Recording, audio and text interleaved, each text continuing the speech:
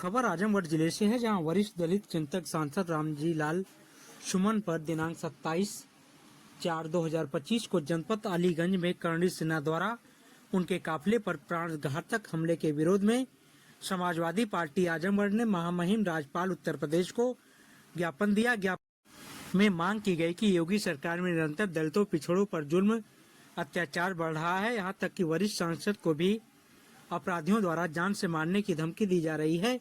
करणी सेना द्वारा सरेआम हथियारों का प्रदर्शन, यहाँ तक कि सपा राष्ट्रीय अध्यक्ष अखिलेश यादव व दलित सांसद रामजी लाल सुमन को जान से मारने की धमकियां मिल रही हैं। दलित नौजवानों को जय भीम का नारा लगाने पर नंगा करके चौराहे पर घसीट कर पीटा जा रहा है। कानून व्यवस्था नाम की कोई चीज नहीं रह गई है। जाति विशेष के लोगों को योगी सरकार का संरक्षण मिल रहा है, जिससे आपराधिक घटनाएं बढ़ रही हैं।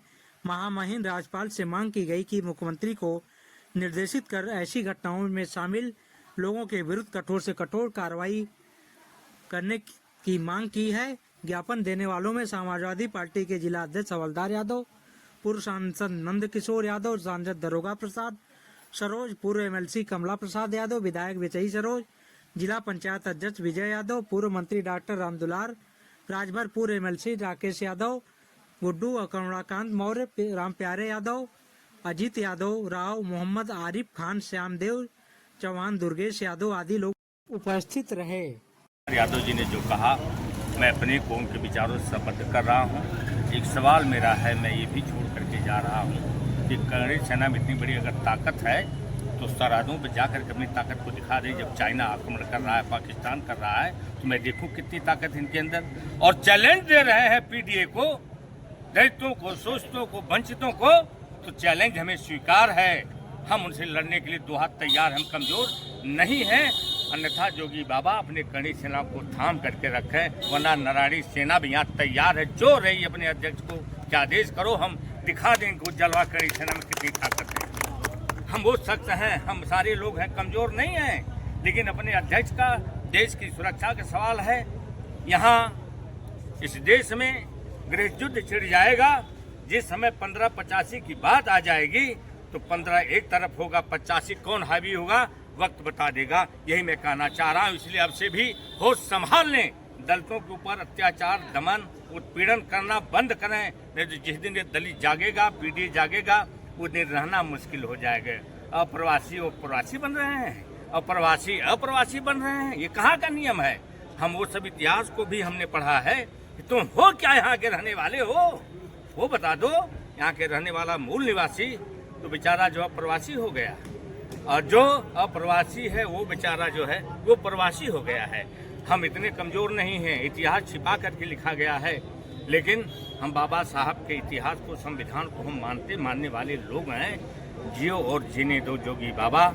इस तरह से राजनीति नहीं होती है। अगर आप जोगी हो, आपका मठ है, आप बहुत बड़े सन्यासी हो, बाबा मैं भी सम्मान करता हूँ, बस उतने तक सीमित रखो। कत्लेआम करके, खून की नदियाँ बहा करके आप राजनीति नहीं कर पाओगे। बस यही मुझे कहना है। धन्यवाद। प्रदर्शन कर रहे हैं, क्या है पूरा? देखिए, ये विरोध प्रदर्शन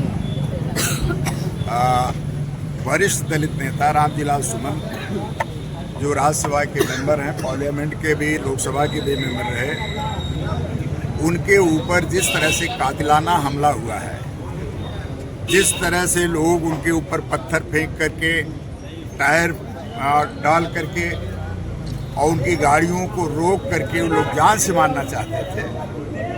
उनकी गाड़ियां आपस में टकराई नहीं, टकराने के बाद आपस में भिड़ंत हुई, उनकी जान भी जा सकती थी। यह काम करणी सेना के पदाधिकारियों ने अपने ऊपर लिया है, करणी सेना ने कराया है। और यह करणी सेना के खिलाफ कोई कार्रवाई नहीं हो रही है।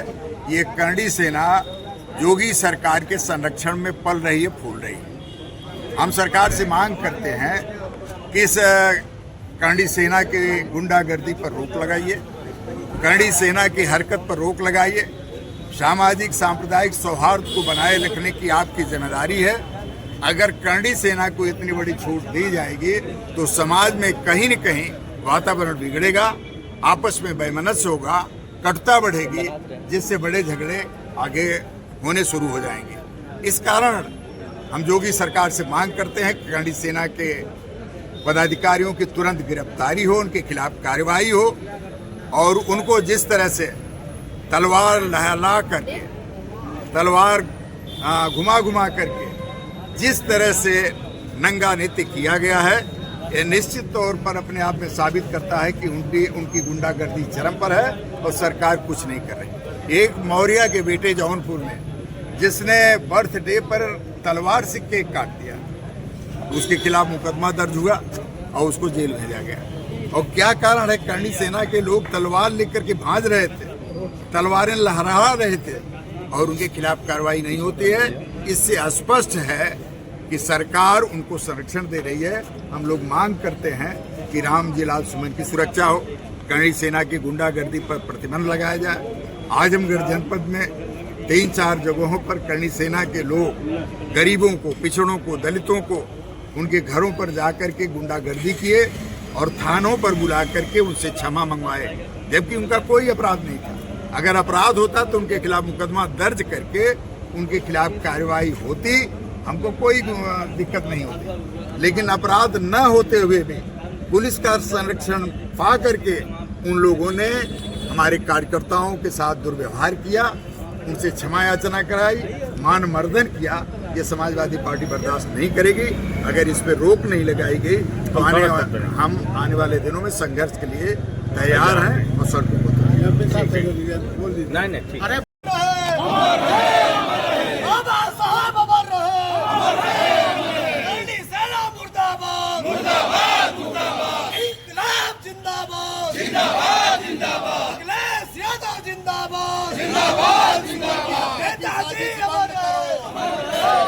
रामजी लाल सुमन की हत्या की साजिश बंद करो, रामजी लाल सुमन को सुरक्षा दो, यदि रामजी लाल सुमन के खिलाफ कुछ हुआ तो खून बहेगा सड़कों पर। अगर सांसद के खिलाफ कुछ हुआ तो खून बहेगा सड़कों पर। अभी तो ये अंगड़ाई है,